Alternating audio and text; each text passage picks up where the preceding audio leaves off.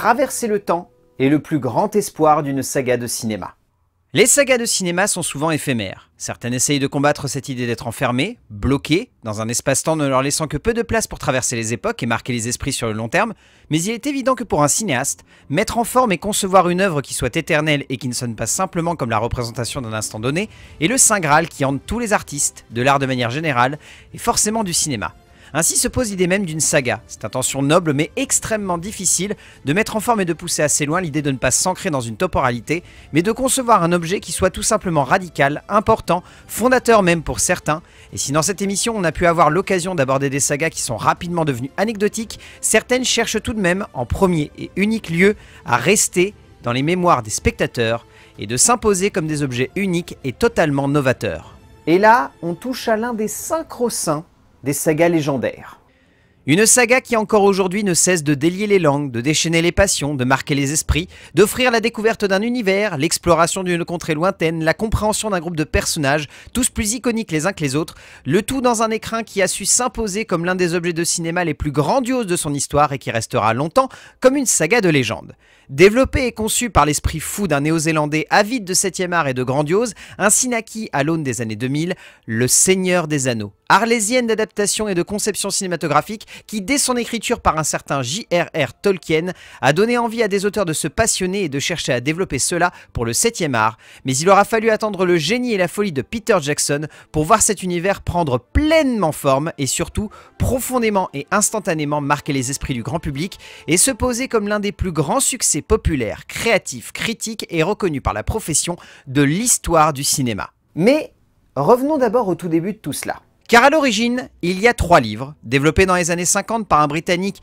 avide de donner naissance à un univers. Rapidement, le cinéma cherche à le porter à l'écran, donnant lieu à des objets bizarres, parfois innovants mais simplement incomplets. Et puis, à la fin des années 90, Peter Jackson, avec l'aide de sa femme Fran Walsh et de son studio d'effets spéciaux Weta, décide de donner naissance à ce qui semble être un projet fou, mais qui pourrait également marquer son temps. Ainsi naît dans un premier temps La Communauté de l'Anneau, sortie en 2001, œuvre romanesque et folle qui pose la base de l'univers que Jackson se doit de mettre en forme, un objet fait de détails, de personnages multiples, d'une épopée chevaleresque et romanesque traversant tout un pays pour délivrer une époque d'un mal rongeant le tout un chacun, pour un moment de cinéma qui pose la base de l'univers de Tolkien de façon brillante, incarnant un 7e art tout aussi bien lié à ses origines nobles de cap et d'épée, mais également cherchant à aller beaucoup plus loin, en portant une vision unique et atypique d'un univers qui avait fait son bout de chemin dans la pop culture, mais auquel le cinéma n'avait pas encore pleinement et parfaitement réussi à rendre hommage. Chose qui sera faite avec un premier film tout simplement hallucinant. Conçu dans le même mouvement, mais sorti 1 an plus tard, la suite se pose non seulement comme une belle confirmation, mais démontre de manière totale que ce qui était montré dans le premier film n'était pas simplement une belle idée qui prenait forme, mais bien la base de ce qui allait être un voyage totalement novateur dans le cinéma, le temps d'un métrage tout simplement rare qui allait continuer sur sa lancée. Les 2 tours est tout simplement exceptionnel, car si le premier était grandiose, le deuxième métrage se pose comme une exploration folle et encore plus dense de son univers, mais apporte également une dose d'épique et de romanesque encore plus imposante à ce qui n'était que le début de ce voyage totalement fou que Peter Jackson sublime totalement ici par un travail du détail et de l'esthétique qui fascine et qui surtout ne se contente pas simplement de bien raconter cette aventure, mais cherche également à lui donner une envergure cinématographique unique par des décors, une ambiance et un sens du chevaleresque et une densité dramatique qui ne sera encore une fois que le début de ce grandiose moment de cinéma. Car tout prendra son sens 1 an plus tard.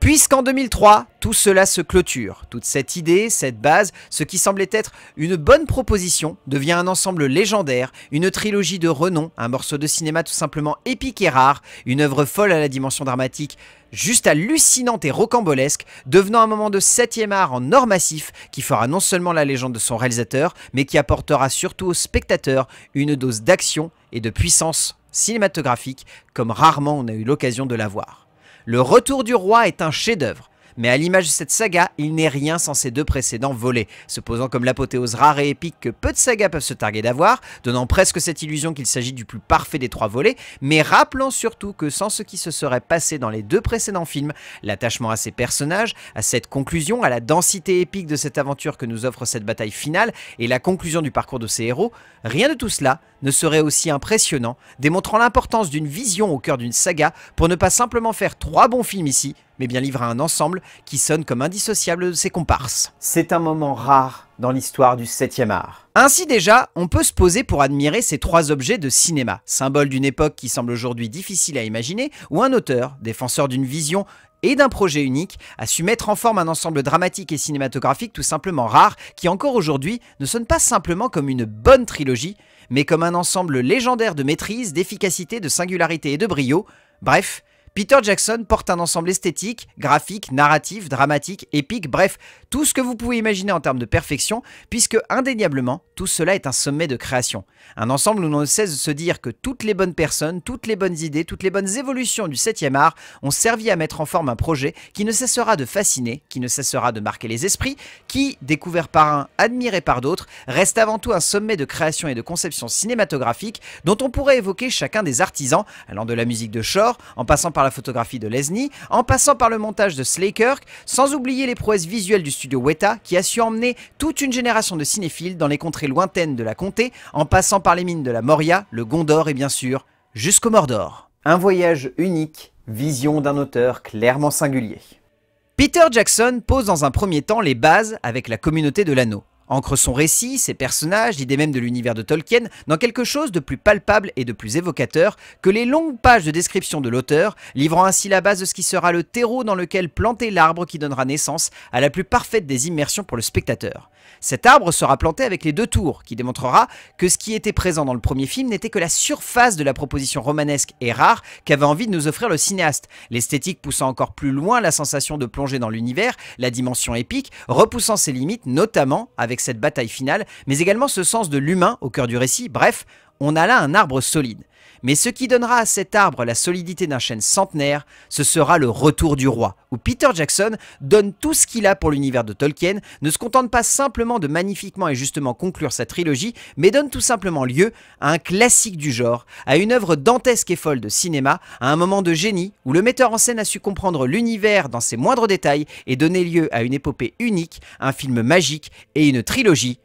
parfaite. C'était tout simplement brillant. Mais peut-être que cela aurait dû rester ainsi.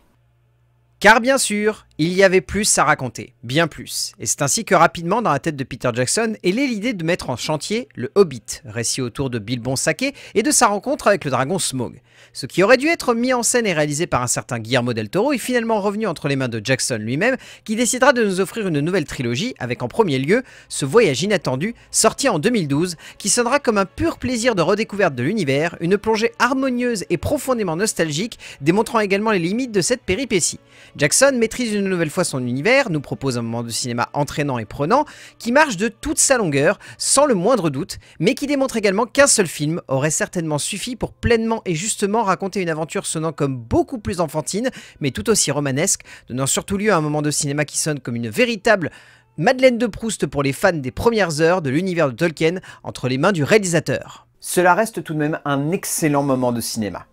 Mais qui prouve, un an plus tard, que tout cela était un peu trop frêle pour constituer une nouvelle trilogie. En 2013, voici que s'offre à nous la seconde partie de ce voyage, démontrant qu'au milieu se cache souvent la faiblesse d'un récit, si elle n'est pas parfaitement emmenée et maîtrisée, et amenant surtout à un lot assez conséquent de questionnements quant à l'idée de raconter un peu trop de choses avec finalement peu. La désolation de Smaug est un divertissement sympathique, mais qui sonne un peu trop comme un épisode filler entre deux volets plus intenses, ne connaissant pas la même maîtrise de la montée en puissance d'un récit comme les deux tours, mais donnant véritablement la sensation de sonner comme la partie un peu moins intense et plus dans l'exposition de ce voyage, apportant tout de même son lot d'intensité et de maîtrise, cela est évident, mais amenant aussi une forme assez conséquente de questionnement quant à la justification évoquée juste avant, celle de raconter une histoire aussi courte sur 3 films, ne parvenant pas à se compléter aussi bien que son aîné. Mais encore une fois,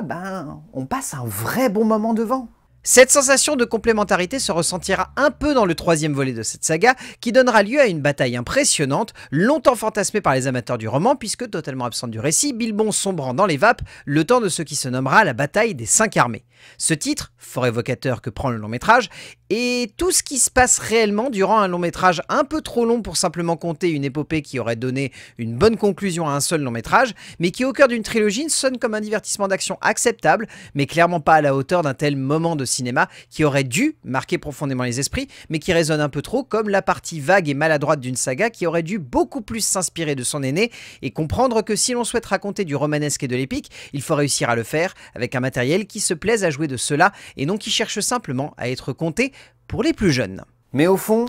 on aime tout de même ce petit conte sympathique. Bon, remis dans sa perspective complète, cette trilogie est bien plus maladroite que ne l'était Le Seigneur des Anneaux, cela est évident. Mais il reste tout de même l'envie et la passion d'un auteur, cherchant tout aussi bien à continuer sur la même lancée que son mouvement au début des années 2000, que simplement celle aussi de conter une histoire beaucoup plus simple pour un plus jeune public, avec des personnages sonnant comme tout aussi attachants et tout aussi émouvants. Peter Jackson comprend son univers et cherche le plus possible à jouer avec celui-ci, au cœur d'un moment de cinéma restant avant tout divertissant, prenant, exaltant et réellement passionnant, mais où l'âme de la radicalité de son précédent geste habite chaque pore et chaque fragment d'une œuvre qui sonne comme un peu trop maladroite pour pleinement convaincre, un peu trop évasive dans sa forme et son fond pour réussir à sonner comme complète dans sa finalité, mais où il est évident qu'une forme de nostalgie finit par prendre le pas et donner une certaine dimension épique et romanesque à cette aventure qui fait plaisir, le tout porté par une esthétique et une maîtrise du geste qu'il est tout de même important de souligner et de rappeler, démontrant que le cinéaste connaît et comprend ce qu'il met en scène. Au final, c'est un bon moyen pour Peter Jackson de nous replonger en plein cœur de la Terre du Milieu.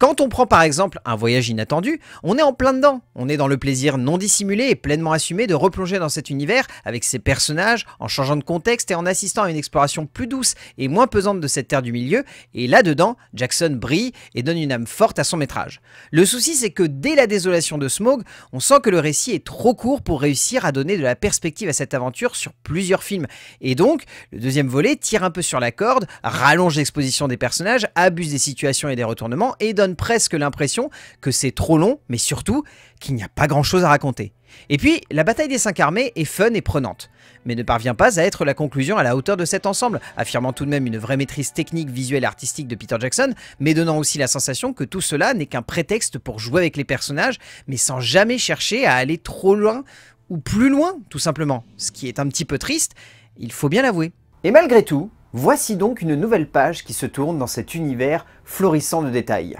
Aussi bizarre donc que cela puisse être, voici donc le retour de la saga de Tolkien au cinéma, développé en partie par la femme de Peter Jackson, Fran Walsh, mais également produit par le réalisateur néo-zélandais, mais surtout développé par un maître de l'animation japonaise, Kenji Kamiyama. Voici donc l'épopée entourant les Cavaliers de la Marche, les Chevaliers du Rang, bref, une histoire vieille de 200 ans par rapport à l'aventure développée par Jackson dans Le Seigneur des Anneaux. La guerre des Rohirrim semble être un projet de cinéma tout aussi ambitieux que surprenant, apportant une nouvelle branche à l'univers de Tolkien, mais sonnant également comme un projet atypique, une vraie expérimentation visuelle et narrative au cœur de ce que cet univers a connu ces dernières années, notamment avec la série autour des Anneaux de pouvoir, mais au fond, on peut tout aussi bien s'attendre à quelque chose de fou que simplement une petite page sympathique, nous replongeant dans l'univers qui nous a tant bercés et pouvant également donner lieu à quelque chose de fort, d'intense et tout simplement de prenant. À voir si le mélange animation japonaise, personnages anglais, production néo-zélandaise,